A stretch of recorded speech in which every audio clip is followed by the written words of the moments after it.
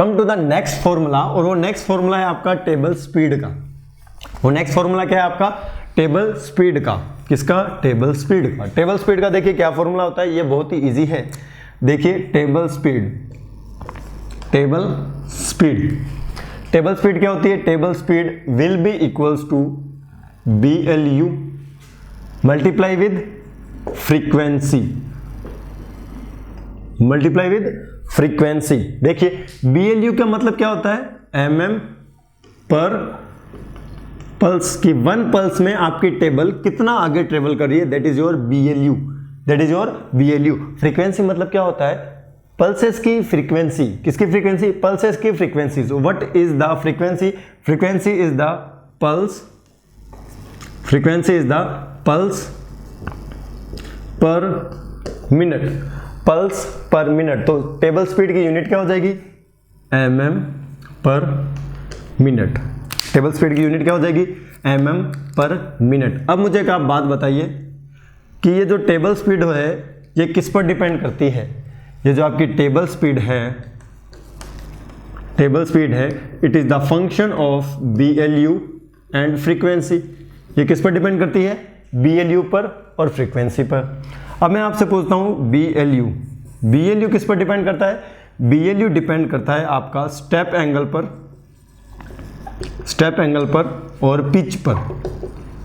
क्या BLU calculate करने के लिए हमें फ्रीक्वेंसी की रिक्वायरमेंट होती है? नहीं। BLU कैलकुलेट करने के लिए दिमाग में घुसा लेना ये बात, फ्रीक्वेंसी की रिक्वायरमेंट नहीं होती है। BLU is only depend on the step angle of the step motor and the pitch. BLU का फ्रीक्वेंसी से कोई भी रिलेशन नहीं है, चाहे आप फ्रीक्वेंसी इंक्रीज करो चाहे आप फ्रीक्वेंसी डिक्रीज करो, BLU remain same, BLU remain same. लेकिन फ्रीक्वेंसी इंक्रीज या डिक्रीज करने से टेबल स्पीड इंक्रीज या फिर डिक्रीज होगी, because table speed is proportional to frequency, table speed is proportional to frequency. तो अगर क्वेश्चन पूछा जाता है कि if we increase the frequency then what will happen to the BLU? BLU will remain same, but if we increase the frequency then the table speed will also increase। अगर हमने frequency को 2 times कर दिया, table speed भी 2 times हो जाएगी। अगर हमने फ्रीक्वेंसी को हाफ कर दिया तो टेबल स्पीड भी हाफ हो जाएगी। तो ये चीज आपको याद रखनी है, ये फॉर्मूला लिखिए जल्दी से। अब हम इस पे एक अच्छा सा क्वेश्चन करने वाले हैं, बिल्कुल। Next is the question number 3। Question number 3 हम करने वाले हैं। देखिए क्वेश्चन नंबर 3 क्या है? देखिए क्वेश्चन नंबर 3 है स्टेपर मोटर हैज 150 स्टेप्स। देखिए क्वेश्चंस का लेवल अब धीरे धीरे इंक्रीज हो रहा है। इसमें दे रखा है कि एक स्टेपर मोटर है, उसके 150 स्टेप्स है। So a stepper motor has 150 steps, a stepper motor has 150 steps. The output shaft of the motor is directly coupled to the lead screw.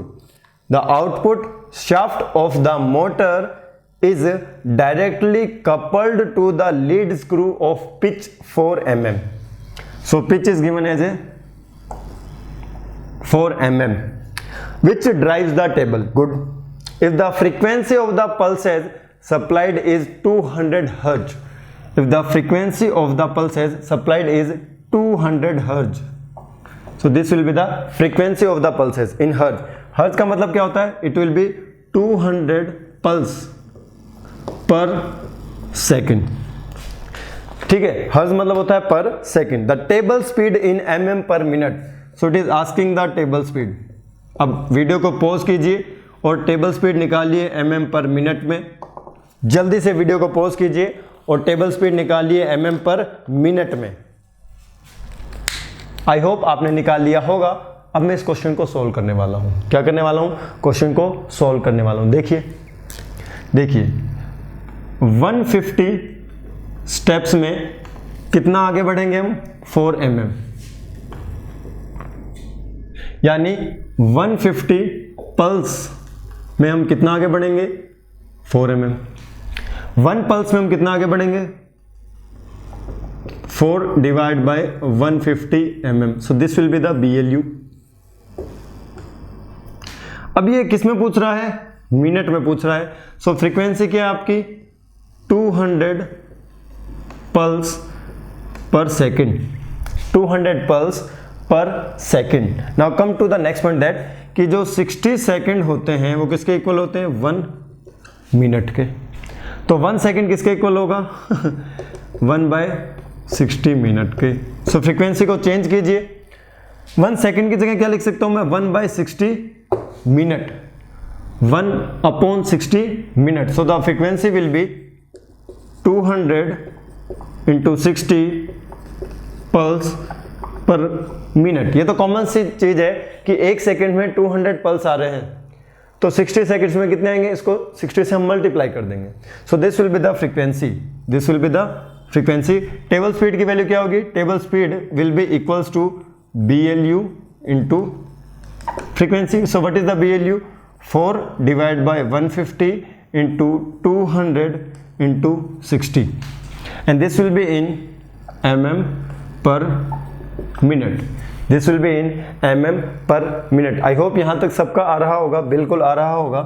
So this will B 4 for the 16, 4 for the 16, 16 to the 32, 16 to the 32 and 32 into 10 320, so this will be 320 mm per minute। तो ये वाला 10 से 200 वाला 10 गया, 15 for the 60, 4 for the 16, 16 to the 32 और ये वाला 10 320 mm per minute. तो आई होप ये सभी का आंसर आ चुका होगा, ये सभी का आंसर आ चुका होगा। चलिए अब हम एक और क्वेश्चन करते हैं, बहुत अच्छा क्वेश्चन है अब ये। 3rd नंबर क्वेश्चन के बाद मैं आपको नेक्स्ट क्वेश्चन करवा रहा हूं, ठीक है। 3rd नंबर के बाद क्वेश्चन है आपका 4th number question. 4th number question है इन ए CNC मशीन फीड ड्राइव। ध्यान से सुनिए क्वेश्चन को। इन ए CNC machine feed drive with step angle of 1.8 degree. तो इस क्वेश्चन में आपको दे रखा है question number, this is the 4th number question. Step angle, जो स्टैंडर्ड स्टेपर मोटर होती है उसका स्टेप एंगल आपको दे रखा है, दैट इज 1.8 डिग्री। ड्राइव से lead screw with A pitch of 2 mm। So the pitch is given as a 2 mm and it is asking the basic length unit in micrometer। It is asking the basic length unit in micrometer। ये question आपको करना है, video pause कीजिए और इस question को solve करने की कोशिश कीजिए, ठीक है। अब हम इस क्वेश्चन को सॉल्व करते हैं। क्वेश्चन में गिवन है स्टेप एंगल 1.8 डिग्री। तो देखिए 1.8 डिग्री रोटेट करने के लिए आपको क्या चाहिए? 1 पल्स चाहिए। बहुत इजी क्वेश्चन है। 360 डिग्री रोटेट होने के लिए कितना चाहिएगा sir? 1 divide by 1.8 into 360, that will be equals to 200 pulse, that will be equals to 200 pulse. बिल्कुल सर, कोई प्रॉब्लम वाली बात नहीं है। तो अब आपने जान लिया होगा कि BLU की वैल्यू क्या आने वाली है। ये जो हमने एग्जांपल लिया है, एक स्टैंडर्ड स्टेपर मोटर का हमने एग्जांपल लिया है, ठीक है। अब हम जानते हैं कि 360 डिग्री रोटेट होने पर आपका लीड स्क्रू भी 1 कंप्लीट रेवोल्यूशन करेगा। तो जब आपका लीड स्क्रू भी 1 कंप्लीट रेवोल्यूशन करेगा तो आपकी वर्क टेबल कितना आगे मूव करेगी? That will be equals to pitch and pitch is equals to 2 mm। तो आपका 360 डिग्री 200 पल्स के भी इक्वल है, 360 डिग्री 2 mm के लिए भी इक्वल है। So this will be equation 1, this will be equation 2। So from equation 1 and 2, 200 pulse आपका आंसर आ गया होगा सभी का, equals to 2 mm। So 1 pulse में कितना मूव करेगा? That will be equals to BLU 2 divide by 200 mm।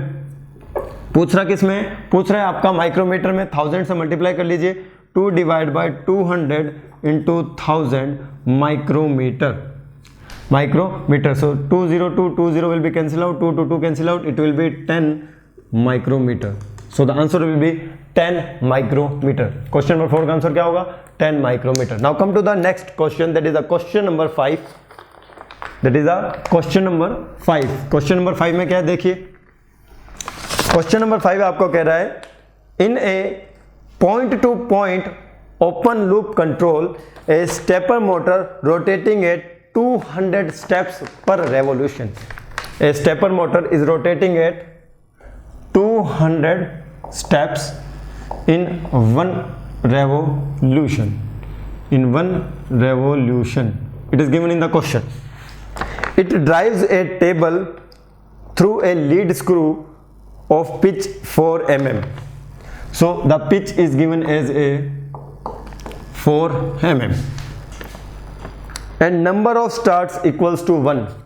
Number of starts equals to 1. Number of starts equals to 1. इस पे स्टार मार्किंग कर देना क्वेश्चन पर.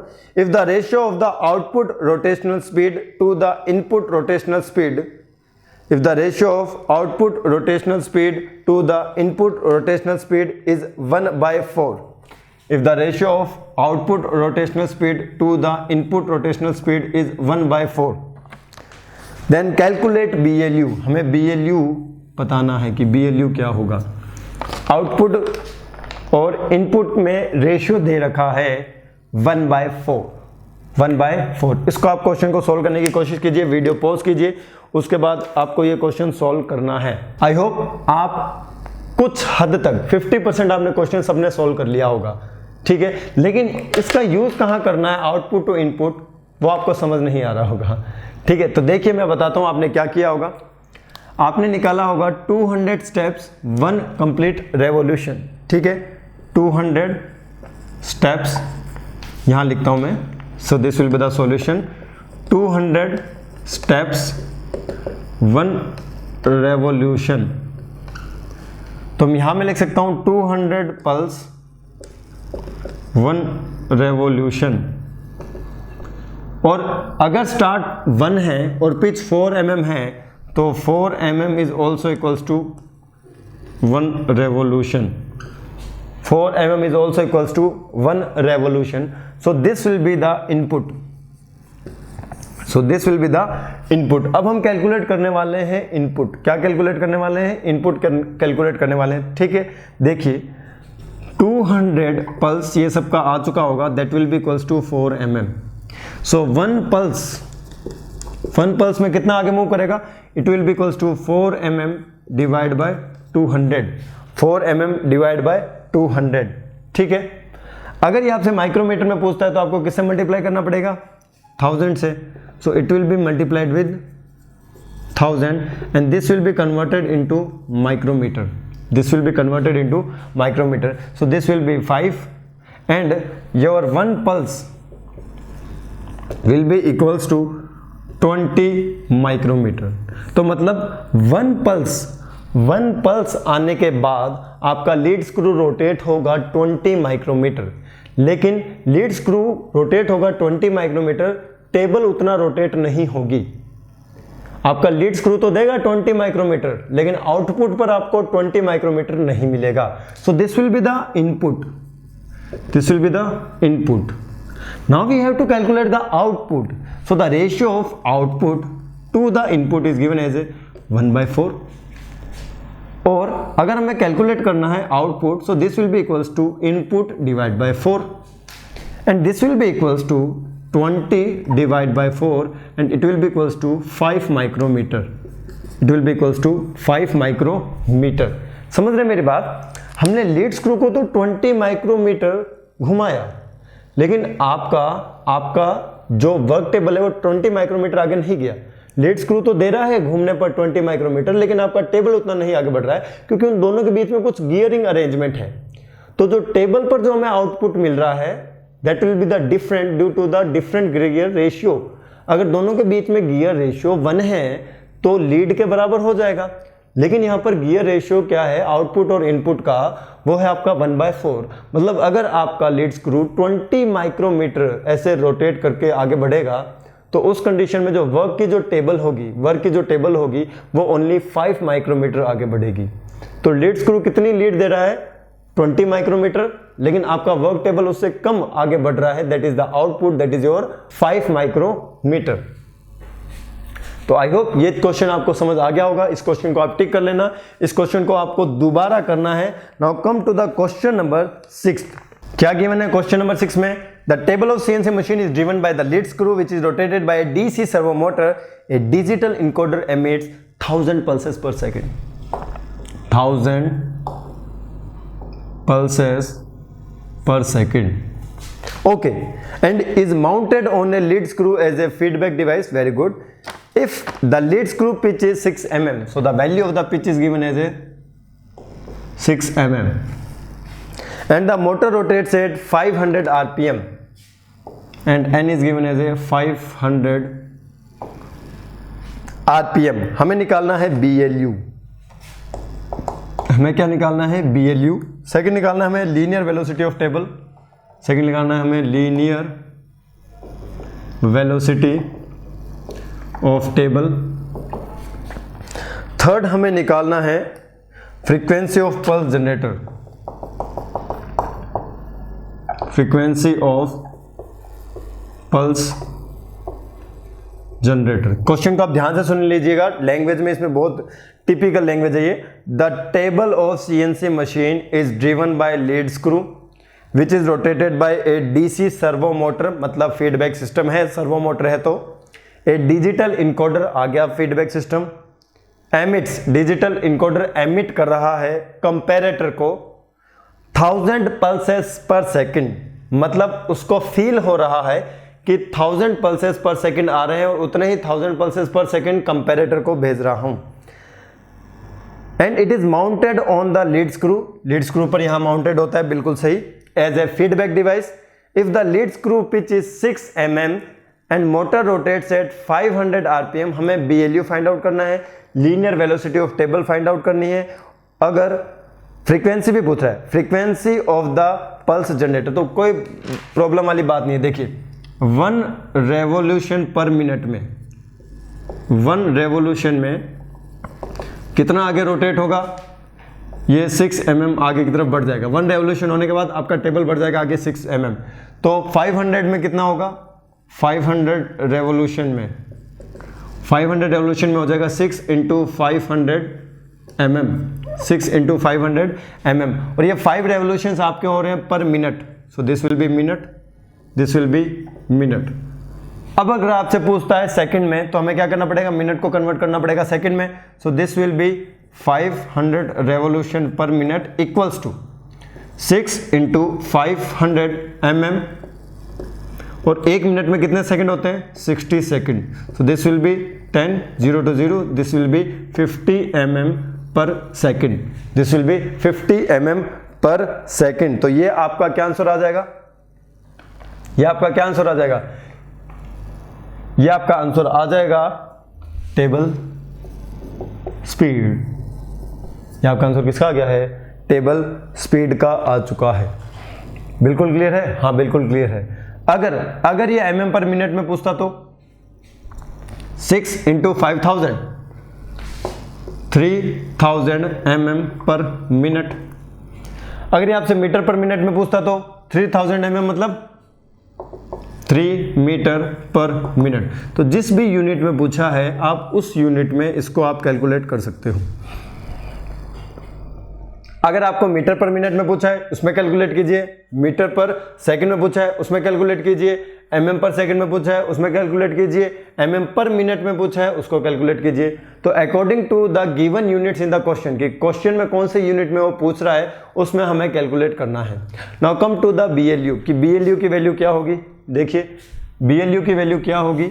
यहाँ पे देखिए फ्रीक्वेंसी आपको पता चल गई होगी. फ्रीक्वेंसी क्या है? फ्रीक्वेंसी आपको पता चल गई होगी 1000. फ्रीक्वेंसी क्या है यहाँ पर? 1000 हर्ट्ज, यानी 1000 पल्सेस पर सेकंड. अब आपको पता है कि जो टेबल स्पीड होती है वो किसके इक्वल होती है?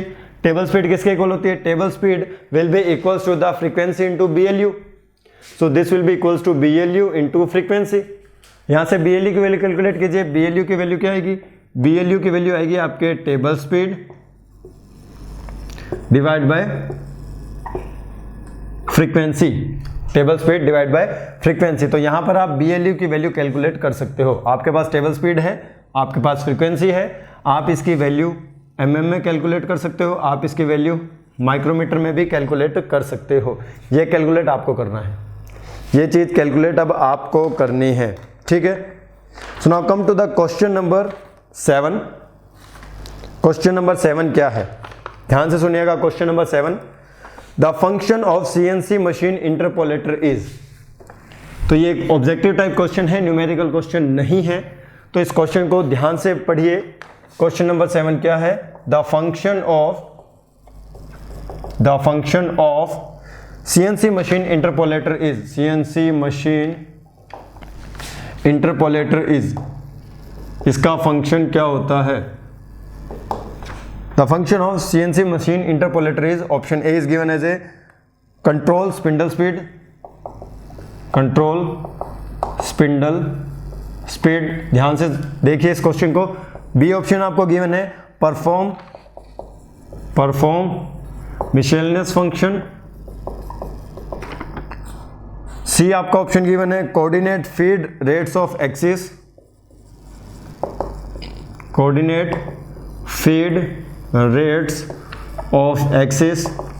जो डी ऑप्शन है वो है आपका कंट्रोल्ड रैपिड अप्रोच स्पीड। अब आपका आंसर आ गया होगा control rapid approach speed, control rapid approach speed. इसका आंसर अब तक आ जाना चाहिए आपका। क्या होगा इसका आंसर? इसका आंसर होगा sir C, coordinate feed rates of the axis. So this is the question number 7। This is the question number 7। Now come to the question number 8।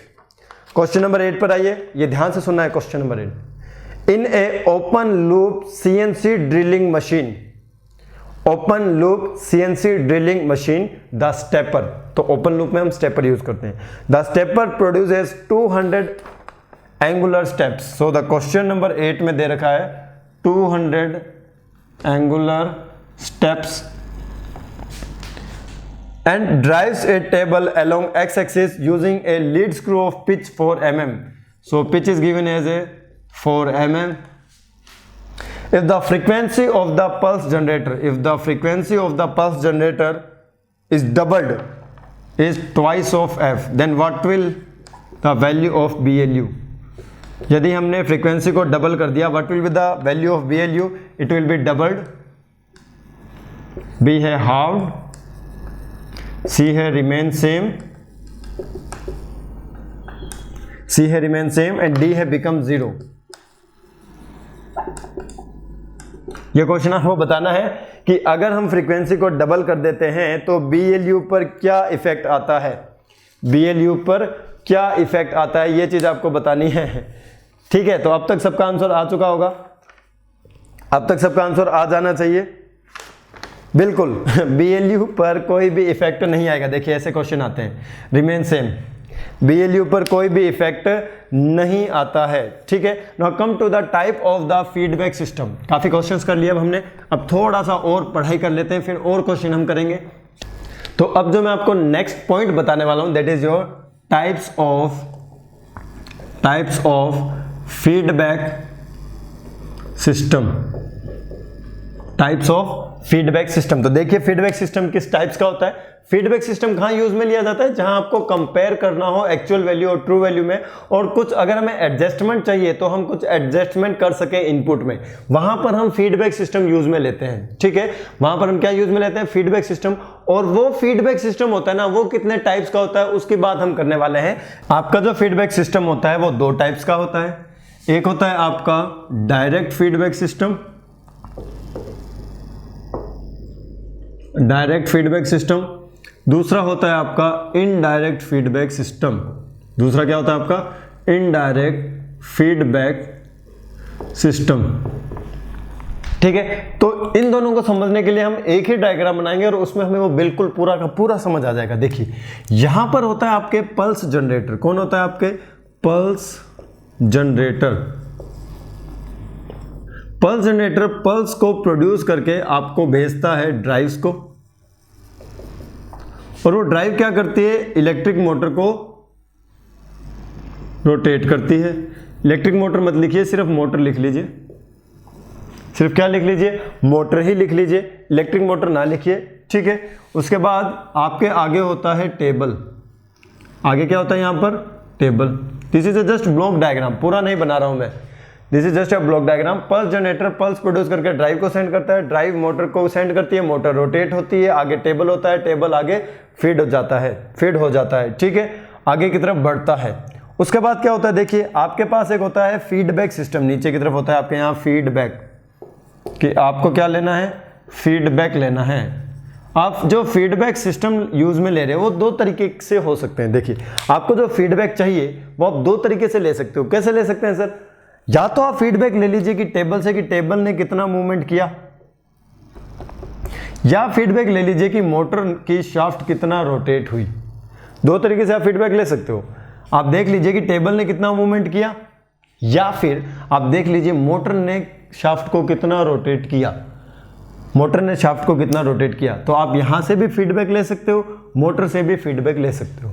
अगर आपने फीडबैक टेबल से लिया है तो उसे हम कहेंगे direct feedback system, direct feedback system. अगर आपने फीडबैक मोटर से लिया है, टेबल से लिया है तो डायरेक्ट फीडबैक, अगर आपने फीडबैक मोटर से लिया है तो वो क्या हो जाएगा, इनडायरेक्ट फीडबैक।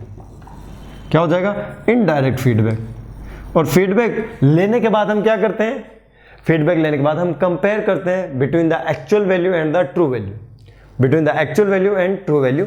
और कंपेयर करने के बाद हम उस कंपैरिजन को एम्पलीफाई करते हैं और हम with the help of the amplifier, with the help of the amplifier for further adjustment हम ड्राइव को सेंड कर देते हैं। किसको सेंड कर देते हैं, ड्राइव को सेंड कर देते हैं। बिल्कुल इजी है। अगर आप टेबल से फीडबैक लोगे तो डायरेक्ट आपको सिर्फ इतना ही याद रखना है, डायरेक्ट फीडबैक। अगर आप मोटर से फीडबैक लोगे तो आपको याद रखना है इनडायरेक्ट फीडबैक, बस इतना ही आपको याद रखना है। ठीक है, so now come to the questions also. अब क्वेश्चंस कैसे आते हैं देखिए, क्वेश्चंस देखिए। क्वेश्चन नंबर 9, क्वेश्चन नंबर 9 बहुत अच्छा क्वेश्चन है ये। Consider following components for numeric control system, consider following components of numeric control system, which of the above are correct. तो अब मैं आपको पॉइंट्स बता रहा हूं। क्वेश्चन नंबर 9 है आपका आपकी शीट में, this is the question number 9। Consider the following components of numeric control system. तो न्यूमेरिक कंट्रोल सिस्टम के क्या क्या कंपोनेंट्स हैं वो दे रखा है इसने। पहला दे रखा है programs of instruction, so program of instructions, instruction. Second दे रखा है आपको एमसीयू। थर्ड दे रखा है आपको servo motor.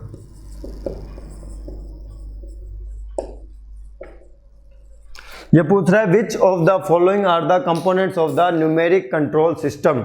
So which of the following is correct. इसका आपको आंसर देना है, इसका आपको आंसर देना है।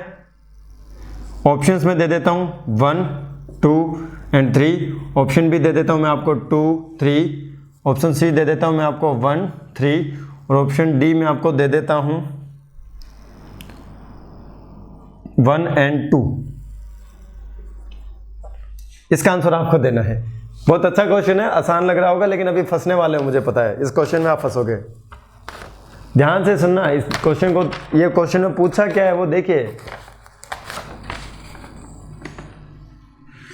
कंपोनेंट्स पूछा है। ठीक है, अब बताइए इसका आंसर क्या होगा। कंपोनेंट्स पूछा है तो आपका MCU भी कंपोनेंट होगा, so this will be MCU, sorry MCU भी कंपोनेंट होगा और आपका सर्वो मोटर भी कंपोनेंट होगा। ये कंपोनेंट नहीं है, it is the set of instructions. ये कंपोनेंट थोड़ी है, ये तो सॉफ्टवेयर है, सेट ऑफ इंस्ट्रक्शंस। तो ये कंपोनेंट नहीं है, it is not the component. Component मतलब होता है फिजिकल डिवाइस, कंपोनेंट मतलब क्या होता है, फिजिकल डिवाइस, फिजिकल। ठीक है, तो न्यूमेरिक कंट्रोल सिस्टम के जो हमने कंपोनेंट देखे थे, क्या उसमें मैंने कहीं लिखाया था प्रोग्राम्स ऑफ इंस्ट्रक्शन? बिल्कुल नहीं। वहां पे मैंने MCU लिखाया था, बिल्कुल लिखाया था। सर्वो मोटर तो होनी है फीडबैक सिस्टम के लिए, आप लीड स्क्रू को आगे कैसे भेजोगे? ठीक है, so the correct option will be 2 and 3, so the option will be B, option will be B. काफी स्टूडेंट ने इसको टिक कर लिया होगा, तो कोई बात नहीं। प्रोग्राम्स ऑफ इंस्ट्रक्शन होता है, it is the set of instruction. ठीक है, it is the set of instruction. ये प्रोग्राम है, कंपोनेंट नहीं है मशीन का। क्वेश्चन नंबर 10, ये भी अच्छा क्वेश्चन है, इसको भी ध्यान से करना है आपको। क्वेश्चन नंबर 10, क्वेश्चन नंबर 10 आपको ध्यान से करना है। देखिए क्वेश्चन नंबर 10 क्या कहता है, in NC machine tool, in NC numeric control machine tool, और उसने क्या क्या कह रखा है, question number 10, NC machine tools. In NC machine tools non productive cost is reduce, non productive cost is reduced. Second क्या दे रखा है, fixturing is reduced, fixturing is reduced. C क्या दे रखा है, maintenance cost is reduced, maintenance cost is reduced. अब आपको बताना है विच इज या आर करेक्ट, विच इज और आर करेक्ट, इनमें से कौन सा करेक्ट है बताइए, जल्दी बताइए, इसका आंसर जल्दी आ जाना चाहिए बस। ठीक है, इसमें आपको कोई मैकेनिकल इंजीनियरिंग नहीं लगानी है, जस्ट ए कॉमन सेंस। ठीक है, जो मैंने आपको ड्रॉबैक बताए थे उसी से हो जाएगा। ये देखिए, एनसी मशीन टूल में नॉन प्रोडक्टिव टाइम क्या हो जाता है, कम हो जाता है, और नॉन प्रोडक्टिव टाइम कम होने से क्या होगा, नॉन प्रोडक्टिव जो कॉस्ट होगी वो भी क्या हो जाएगी, रिड्यूस हो जाएगी। तो मतलब जब आपका आइडल टाइम कम होगा, जब आपका आइडल टाइम कम होगा तो नॉन प्रोडक्टिव कॉस्ट रिड्यूस हो जाएगी। फिक्चरिंग इज रिड्यूस, मतलब जो क्लैंपिंग अनक्लैंपिंग होती है, क्लैंपिंग या फिर इसे हम कह सकते हैं लोडिंग अनलोडिंग, ये क्या हो जाता है, रिड्यूस हो जाता है। बिल्कुल, ये भी सही है, ए भी सही है, बी भी सही है। मेंटेनेंस कॉस्ट इज रिड्यूस, ऐसा कैसे हो सकता है, बिल्कुल नहीं। मेंटेनेंस कॉस्ट इंक्रीज होती है, रिड्यूस नहीं होती है। So option A and B will be the correct option. Maintenance cost कैसे डिक्रीज हो जाएगी, आपने वहाँ इलेक्ट्रॉनिक कंपोनेंट्स लगाए हैं, ठीक है, वहाँ पर आपने ऑटोमेशन किया है, तो उसकी ग्रीसिंग वगैरह टाइम टू टाइम होनी चाहिए, नहीं तो आपकी मशीन खराब हो जाएगी ना। तो मशीन की कॉस्ट इंक्रीज होती है ना, तो मेंटेनेंस कॉस्ट भी इंक्रीज हो जाती है। समझ रहे हो मेरी बात, ठीक है। तो मेंटेनेंस कॉस्ट रिड्यूस, ये गलत है, मेंटेनेंस कॉस्ट इंक्रीज हो जाती है, ठीक है। So come to the next question, ये भी काफी अच्छा क्वेश्चन है। Feed drives in CNC milling machine are provided by, इसका आपको ध्यान से आंसर देना है, ठीक है। इस क्वेश्चन का आपको ध्यान से आंसर देना है। क्वेश्चन नंबर 11 है ये, ठीक है। Feed drives in CNC milling machine are provided by, feed drives in CNC milling machine is provided by, ध्यान से देना है इसका आंसर। पहला ऑप्शन है आपका DC servo motor,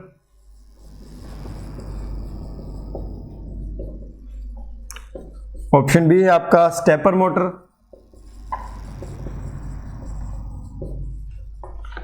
option C है आपका इंडक्शन मोटर, और ऑप्शन डी है आपका नन। इसका आंसर आपको ध्यान से देना है। इसका आंसर दोगे, इसके साथ साथ मैं आपको एक क्वेश्चन और लिखाता हूं, क्वेश्चन नंबर 12, क्वेश्चन नंबर 12, उसका भी आपको आंसर देना है। Which type of motor is not used in CNC spindle drives of CNC machine tool? Which, इसका आंसर देना है आपको, type of motor is not used in CNC spindle drives, CNC spindle drives of CNC machine tool, of CNC machine tool. Option A है आपका stepper motor, stepper motor, option B है आपका servo motor, option C है आपका induction motor, और option D है आपका anyone can be use, ठीक है। इन दोनों क्वेश्चंस का आपको आंसर देना है। बहुत ही अच्छे क्वेश्चन हैं, काफी लेवल के क्वेश्चन हैं। कि पहला क्वेश्चन ये पूछ रहा है कि सीएनसी मिलिंग मशीन में कौन सी मोटर हम यूज करते हैं फीड ड्राइव के लिए।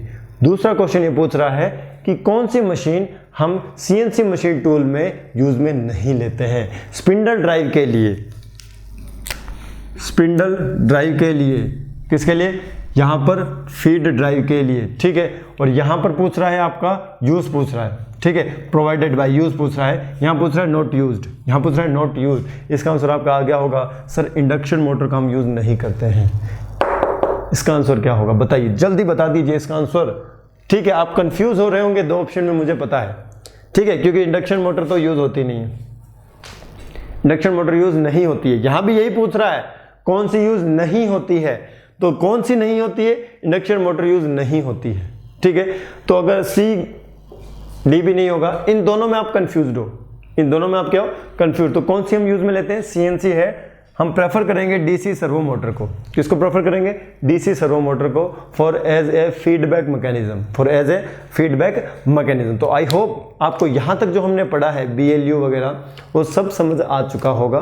ठीक है, जो मैं अब टॉपिक स्टार्ट करने वाला हूं that is the classification of the CNC machine based on your controlling system. ठीक है, based on your control system. So this is the classification of CNC machine, classification of CNC machine based on control, classification of CNC or we can say as a NC based on control system, based on control system। जो first type की जो आपकी CNC होती है that is your point to point positioning, that is point to point positioning, point to point positioning, PTP. तो मतलब specific point पर machining करने के बाद वो दूसरे पॉइंट पर जाके मशीनिंग करेगा, फिर तीसरे पॉइंट पर जाके मशीनिंग करेगा। तो इसका एग्जांपल है आपका ड्रिलिंग। इसका क्या एग्जांपल है आपका, ड्रिलिंग।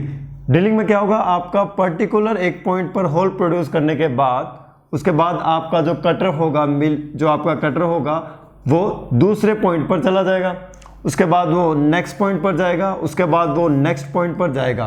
तो जो भी आपके ऐसे होल मेकिंग ऑपरेशन होते हैं, so these are under point to point positioning, these are under point to point positioning. Next होता है आपका कंटिन्यूअस और स्ट्रेट लाइन पोजिशनिंग, कंटिन्यूअस और स्ट्रेट लाइन पोजिशनिंग। इसमें क्या होता है, देखिए इसका एग्जांपल मैं बनाता हूं। से फॉर एग्जांपल ये आपका एक वर्क पीस है, ये आपका वर्क पीस है, this is your work piece, this is your work piece, ये वर्क पीस है आपका। ठीक है, पूरा डायग्राम बना दिया है मैंने वर्क पीस का, ये आपका वर्क पीस है, क्लियर है। इस पर आपके कटिंग टूल ने मशीनिंग किया है, क्या किया है, कटिंग टूल ने मशीनिंग किया है, आपने शेपिंग ऑपरेशन किया है, फॉर एग्जांपल लाइक दैट। ये आपका कटिंग टूल हो जाएगा। ठीक है, this will be your cutting tool, this will be your cutting tool. तो इस डायरेक्शन में क्या हो रहा है, वो स्ट्रेट लाइन में आ रहा है। किस लाइन में आ रहा है, स्ट्रेट लाइन में आ रहा है। तो इसे हम कह सकते हैं कंटिन्यूअस और स्ट्रेट लाइन पोजिशनिंग। क्या कह सकते हैं, कंटिन्यूअस और स्ट्रेट लाइन पोजिशनिंग। इसमें क्या होता है, आपका जो टूल मूव करता है वो स्ट्रेट लाइन में मूव करता है। से फॉर एग्जांपल आपके राइट साइड में गया, फिर डाउनवर्ड डायरेक्शन में गया, फिर इंक्लाइन डायरेक्शन में गया, तो जो टूल का मूवमेंट होगा that will be in the straight line, that will be in the straight line. अब हम बात करना है कंटिन्यूअस पाथ कंट्रोल की। किसकी, कंटिन्यूअस पाथ कंट्रोल की। थर्ड टाइप का होता है आपके कंटिन्यूअस पाथ कंट्रोल। बहुत इजी है, आपको सिर्फ इसका डायग्राम याद रखना है और आपको ये ध्यान रखना है कि टूल वर्कपीस के रिलेटिवली कैसे मूव करता है। आपका टूल वर्कपीस के रिलेटिव कैसे मूव करता है। अगर हम बात करते हैं थर्ड टाइप ऑफ मशीन की, that is your continuous path control, continuous path control. से फॉर एग्जांपल आपके पास कोई एक वर्कपीस है ऐसा, ठीक है, और एक दूसरा वर्कपीस है ऐसे।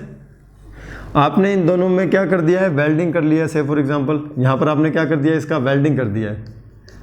तो वेल्डिंग करने के लिए जो अप्रोच हम फॉलो करने वाले हैं उस मशीन में वो होगी कंटिन्यूअस पाथ कंट्रोल वाली अप्रोच, कंटिन्यूअस पाथ कंट्रोल वाली अप्रोच। ठीक है, उसमें क्या होगा आपका, आप इसमें एग्जांपल ले सकते हो वेल्डिंग की। वेल्डिंग मशीन होती है वो कैसी एनसी मशीन होती है, that is your continuous path control type machine. अगर हम बात करते हैं स्प्रेइंग की, तो जो स्प्रेइंग ऑपरेशन होता है वो भी किसके अंडर आता है, वो होता है कंटिन्यूअस पाथ कंट्रोल। इसमें आप क्या करते हो, जिस डायरेक्शन में आपको वेल्डिंग करनी है उस पाथ को कंट्रोल करते हो। इसमें आप जरूरी नहीं है कि आप स्ट्रेट लाइन ही जाओगे हमेशा, आप इसमें किसी और डायरेक्शन में भी जा सकते हो, कर्व्ड पाथ में भी जा सकते हो। स्प्रे में क्या होगा, आप स्प्रे कुछ इस तरीके से करेंगे लाइक दैट। तो इसमें भी क्या हो रहा है, कंटिन्यूअस पाथ कंट्रोल हो रहा है। ठीक है, इसमें आपके लीनियर मूवमेंट के साथ साथ अपवर्ड मूवमेंट भी हो रहा है। लीनियर मूवमेंट के साथ साथ क्या क्या हो रहा है, अपवर्ड मूवमेंट भी हो रहा है। तो आपको ये तीन याद रखने हैं, that is PTP control, point to point positioning, उसके बाद आपको याद रखना है स्ट्रेट लाइन कंट्रोल, और उसके बाद आपको रखना है continuous path control. Continuous path control, ये 3 चीजें आपको याद रखनी है। और उसके आप एग्जांपल भी याद रख सकते हो। अगर हम बात करें पीटीपी की, मोस्ट ऑफ द एग्जामिनेशन में क्वेश्चन पूछा जा सकता है, ठीक है। पीटीपी का मतलब क्या होता है? Point to point positioning. और कौन सा मशीनिंग ऑपरेशन है जो कि पीटीपी के अंडर आता है? That is your drilling operation.